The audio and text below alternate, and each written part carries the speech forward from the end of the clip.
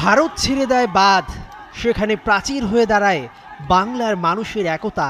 মাঠের খেলাতেও প্রতিযোগিতার বাঁধ, সেখানে প্রাচীর হয়ে দাঁড়ায় গোলকিপার আসিফের মতো টকবগে যুবকেরা। রাজনীতির খেলায় ভারত সাময়িক জিতলেও মাঠের খেলায় সেই ভারতকে মাটিতে নামিয়ে প্রতিশোধ নিল বাংলার দামাল ছেলেরা। সাফ অনূর্ধ্ব-20 চ্যাম্পিয়নশিপের সেমিফাইনালে হিমালয়ের দেশ নেপালে টাই ব্রেকারে প্রতিবেশী রাষ্ট্রটিকে হারিয়ে ভাঙল বাংলার আনন্দের বাঁধ। ফাইনালে বাংলাদেশ। শেষ ম্যাচে নেপালের সঙ্গে হারে নোভা আসাদুল মোল্লারা, তবুও পয়েন্ট টেবিলে এগিয়ে থাকায় ওঠে সেমিফাইনালে।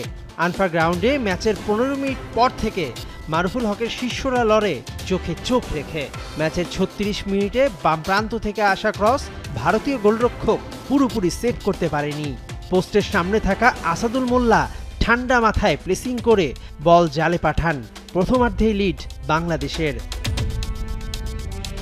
বাংলাদেশের রক্ষণভাগ দ্বিতীয়ার্ধে ভেঙে পড়ে। 65 মিনিটে আঘাত পেয়ে মাঠ ছাড়েন গোলরক্ষক শ্রাবণ। মাঠে নামেন আসিফ। 72 মিনিটে সমতা টানে ভারত। সেই গোলের পর আর গোল করতে পারেনি বাংলা। নির্ধারিত সময়ে ড্রয়ের পর টুর্নামেন্টের বাইলজ অনুযায়ী খেলা সরাসরি গড়ায় টাই ব্রেকারে। স্নায়ুর চাপের সেই খেলায় প্রথম শটটি প্রতিহত করেন বাংলার গোলরক্ষক আসিফ। বাংলাদেশ টানা 4 শটে গোল করে ভারতকে চাপে ফেলে দেয়। পঞ্চম শটও ঠেকিয়ে বাংলাদেশের ফাইনাল নিশ্চিত করেন ম্যাচ জয় নায়ক আসিফ। কোচ মারুফুল হকের কণ্ঠে সবার প্রশংসা।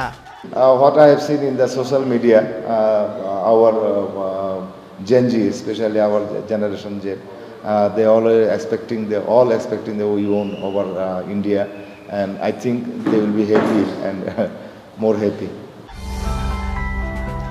মার্চ মাসে এই মাঠে নেপালকে হারিয়ে অনূর্ধ্ব-16 নারী চ্যাম্পিয়নশিপ জেতে বাংলাদেশ।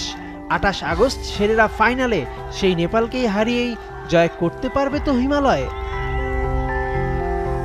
মেহেদি নাইম, 71।